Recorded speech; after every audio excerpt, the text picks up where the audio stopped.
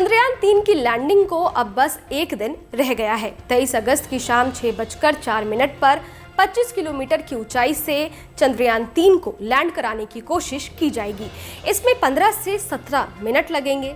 इस ड्यूरेशन को 15 minutes of terror यानी खौफ के 15 मिनट्स कहा जाता है। अगर भारत का चंद्रयान-3 मिशन सक्सेसफुल होता है तो चंद्रमा के साउथ पोल पर उतरने वाला भारत दुनिया का पहला देश बन जाएगा। चंद्रमा पर उतरने से 2 घंटे पहले लैंडर मॉड्यूल की स्थिति और चंद्रमा पर स्थितियों के आधार पर इसरो ये तय करेगा कि उस समय इसे उतारना उचित होगा या नहीं। अगर कोई भी फैक्टर तय पैमाने पर नहीं रहा तो लैंडिंग 27 अगस्त को कराई जाएगी। चंद्रयान का दूसरा और फाइनल डीबूस्टिंग ऑपरेशन रविवार रात 1:50 पर पूरा हुआ था।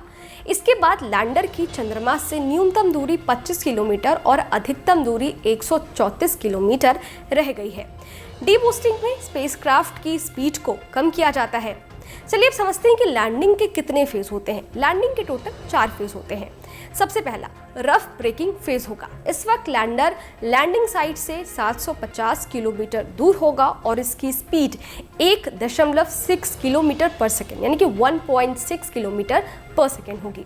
ये फेज 690 सेकेंड तक चलेगा। इस दौरान विक्रम के सभी सेंसर्स कैलिब्रेट होंगे। 690 सेकेंड में हॉरिजॉन्टल स्पीड 358 मीटर पर सेकेंड और नीचे की तरफ 61 मीटर पर सेकेंड हो जाएगी।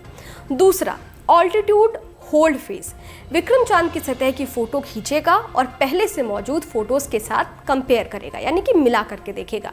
चंद्रयान-2 के टाइम में ये फेज 38 सेकेंड का था, अब इसे 10 सेकेंड का कर दिया गया है।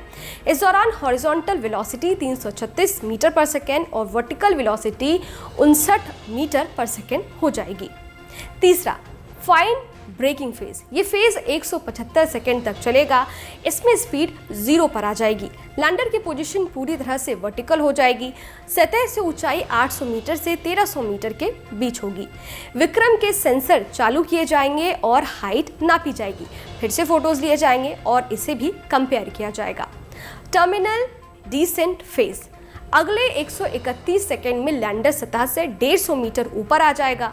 लैंडर पर लगा हैजार्ड डिटेक्शन कैमरा सतह की तस्वीरें खींचेगा। विक्रम पर लगा hazard detection camera go no go test run करेगा। अगर सब सही है तो विक्रम 73 सेकेंड में चांद पर उतर जाएगा। अगर नो गो की कंडीशन होगी तो 150 मीटर आगे जाकर वो रुक जाएगा। फिर से सतह चेक करेगा और सब कुछ सही रहा तो इसे लैंड कराया जाएगा। इधर इसरो के पूर्व चीफ के. और मौजूदा चेयरमैन एस. सोमनाथ ने लैंडिंग की प्रक्रिया को सबसे कठिन जटिल बताया है।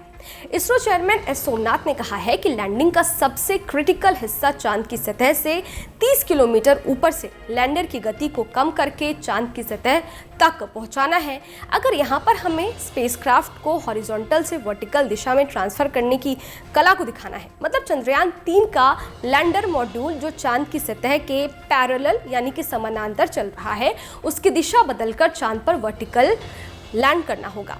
एस. सोमनाथ ने कहा लैंडिंग प्रोसेस की शुरुआत में यान की गति करीब 1.68 किलोमीटर प्रति सेकेंड होगी, लेकिन ये गति चांद की सतह के हॉरिजॉन्टल में होगा। यहाँ पर चंद्रयान-3 को करीब 90 सेकेंड पर मोड़ा जाएगा ताकि वो वर्टिकल हो जाए। हॉरिजॉन्टल से वर्टिकल मोड़ने की इस प्रक्रिया के पीछे एक बहुत रोचक मैथमेटिकल कैलकुलेशन है। हमने इसे लेकर काफ़ी शोध किया है। इसी जगह पर पिछली बार यानी कि चंद्रयान-2 में हमें दिक्कतें हुई थी। एस. सोमनाथ ने आगे बताया कि इसे लेकर इस बार कई शोध किए गए हैं और बहुत सारे सुधार भी किए गए हैं ताकि इस बार लैंडिंग में कोई भी दिक्कत, किसी भी तरीके की दिक्कत ना हो। इसके अलावा इसरो के पूर्व चेयरमैन और चंद्रयान-2 मिशन के हीरो के. ने भी लैंडिंग की प्रक्रिया को जटिल बताया है।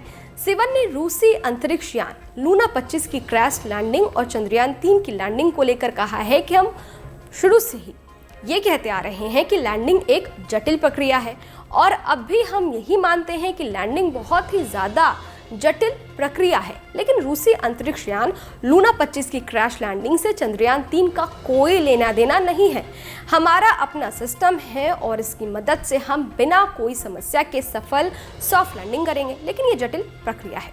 बता दें कि इसरो ने चंद्रयान-3 की सॉफ्ट लैंडिंग की तारीख और समय पक्की करती है। 23 अगस्त की शाम 6:04 पर चंद्रयान 3 का लैंडर मॉड्यूल चांद की सतह पर उतरकर इतिहास रच देगा, क्योंकि चंद्रयान 3 को चंद्रमा के दक्षिणी ध्रुव में उतरना है और अब तक कोई भी देश चांद के इस हिस्से तक नहीं पहुंच पाया है। ऐसे में दुनिया भर की निगाहें इसरो के चंद्रयान 3 पर टिकी हुई है। उम्मीद की जा रही है कि इस जगह पर उतरकर चंद्रयान 3 कुछ महत्वपूर्ण खोज कर सकता है। खैर, इस वीडियो पर आपकी क्या राय है? ये वीडियो आपको कैसा लगा हमें कमेंट बॉक्स में लिखकर जरूर बताइएगा। इसके साथ ही अगर आपने हमारे YouTube चैनल को सब्सक्राइब नहीं किया है तो फौरन कर लें, ताकि हर न्यूज़ अपडेट सबसे पहले आप तक पहुंचे। डिटेल स्टोरी के लिए आप हमारी वेबसाइट newsnationtv.com पर भी विजिट कर सकते हैं। शुक्रिया।